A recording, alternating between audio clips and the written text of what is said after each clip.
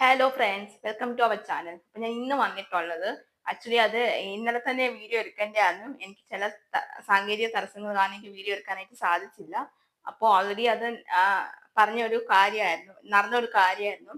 So എനിക്ക് വേറെ ഒന്നും പറയാനില്ല. എനിക്കൊരു തോന്നിയ ഒരു കാര്യമാണ് ഞാൻ നിങ്ങളോടൊക്കെ ഷെയർ ചെയ്യുന്നത്. എന്റെ ഒപ്പീനിയൻ ആണ്. ഓക്കെ, ബിഗ് ബോസിനെ പറ്റിയാണ്. അപ്പൊ അതിന്റെ ഒരു ഒപ്പീനിയൻ ആണ് ഷെയർ ചെയ്യാൻ പോകുന്നത്.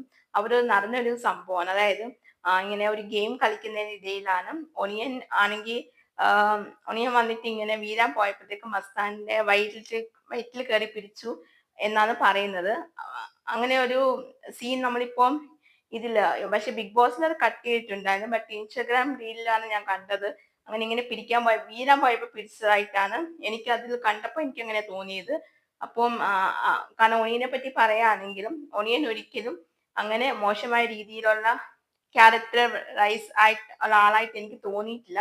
കാരണം ഇതുവരെ അവരെ ബിഗ് ബോസിൽ ഇപ്പൊ ഇത്രയും 40 ഡേയ്സ് ആയെന്ന് തോന്നുന്നു. സോ അപ്പൊ അതിനിടയിൽ ഒനിയൻ ഇന്നേ വരെ ആരോടെങ്കിലും മോശമായിട്ട് സംസാരിക്കുകയോ അല്ലെങ്കിൽ മോശമായിട്ടുള്ള പ്രവൃത്തിയോ മോശമായിട്ടുള്ള വാക്കുകൾ ഉപയോഗിച്ച് സ്ത്രീകളെ ഹേർട്ട് ചെയ്യിപ്പിക്കുകയോ അങ്ങനത്തെ ഉള്ള ഒരു സംഭവങ്ങളും ഞാൻ ഇന്ന വരെ കണ്ടിട്ടില്ല. സോ അപ്പൊ അത് വെച്ചിട്ടാണ് ഞാൻ ഈ വീഡിയോ ഇടാനായിട്ട് എനിക്ക് ഇങ്ങനെ തോന്നിയത്. സോ ഒനിയൻ ഇന്നലെ വന്നിട്ട് കൺസ്ട്രക്ഷൻ റൂമിൽ ഇങ്ങനെ വന്നിട്ട് ഇങ്ങനെ കരയുന്നതൊക്കെ ഞാൻ കണ്ടായിരുന്നു. അപ്പം മസ്താനെയാണ് ഇവർക്ക് രണ്ടുപേർക്കിടയിൽ മാത്രം ആണ് അറിയാവുന്ന ഒരു കാര്യമാണ്. അപ്പൊ മസ്താനെ ഇങ്ങനെ ഒനിയനോട് ക്ഷമിക്കാനായിട്ടൊക്കെ റെഡി ആയിട്ട് ഇങ്ങനെ നിൽക്കുകയായിരുന്നു. പക്ഷെ എന്താ, മസ്താനെ എന്ത് ചെയ്തു, ലക്ഷ്മിയോട് പറഞ്ഞതാണ് ഏറ്റവും വലിയ പ്രശ്നമായത്. പക്ഷെ ലക്ഷ്മി അത് എല്ലായിടത്തും പബ്ലിസിറ്റി ചെയ്ത് ആകെ മൊത്തം അറിഞ്ഞു. സോ അപ്പൊ ലക്ഷ്മി ചെയ്തത് വളരെ ഒരു തെറ്റായിട്ടുള്ള കാര്യമാണ്.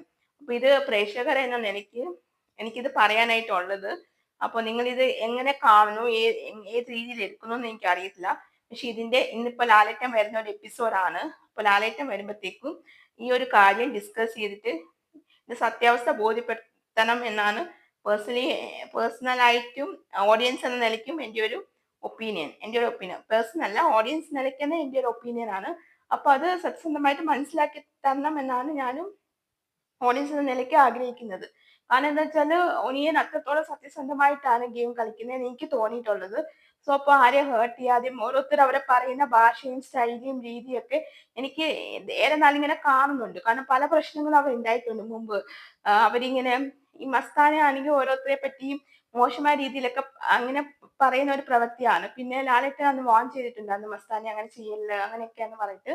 അപ്പോ മസ്താനയുടെ സംഭവിച്ചതിന് ശേഷം മസ്താനെ അത് ലക്ഷ്മിയോട് പറഞ്ഞതാണ് ഏറ്റവും വലിയൊരു പ്രശ്നമായത്.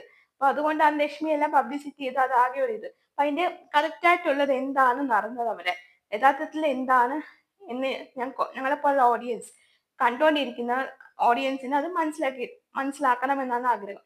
അപ്പൊ ഇന്ന് ലാലേട്ടൻ വരുന്ന എപ്പിസോഡ്, അപ്പൊ ഇന്ന് തന്നെ അത് ക്ലിയർ ചെയ്യാൻ പറ്റുമെന്നാണ് ഒരു വിശ്വാസം. അപ്പൊ അത് ഇന്ന് തന്നെ ക്ലിയർ ചെയ്താൽ വളരെ നന്നായിരിക്കും. എങ്കിലാണ് നമുക്കത് കുറച്ചുകൂടി എന്താ പറയാ കാണാനായിട്ട് പറ്റുന്നത്. ഓക്കെ, കാണാൻ അതിന്റെ സത്യാവസ്ഥ എന്താണെന്ന് അറിയാനായിട്ട് പറ്റുന്നത്. ഓക്കെ, സോ അപ്പൊ അത്രേ ഉള്ളൂ. അത് പറയാനായിട്ടായിരുന്നു മെയിനായിട്ടും വന്നത്. പിന്നെ ഒരു സംഭവം എന്താന്ന് വെച്ചാൽ എനിക്കത് ആക്ച്വലി അത് വീഡിയോ ഇടണമെന്നുണ്ടായിരുന്നെങ്കിൽ എനിക്കത് പറ്റിയില്ല. ഇനിയിപ്പോ ഞാൻ അത് ഇടുന്നില്ല. അത് പക്ഷെ ഇവിടെ ജസ്റ്റ് ഒന്ന് പറയാണ്, വേറെ ഒന്നുമല്ല. നൂറേടെയും അതിരേടെയും കാര്യമാണ്. അതിലും മസ്താന ഏതാണ്ടോ പറഞ്ഞു, അങ്ങനത്തെ എന്തോ സംഭവം ഉണ്ടായിട്ടുണ്ട്.